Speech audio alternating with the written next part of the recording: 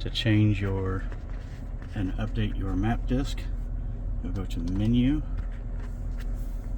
Map Database Information, Change. It will open your screen and spit out the disk for you. You'll have your new disk.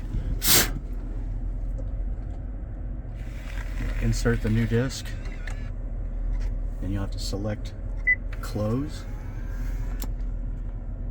Then just wait while the disk boots up.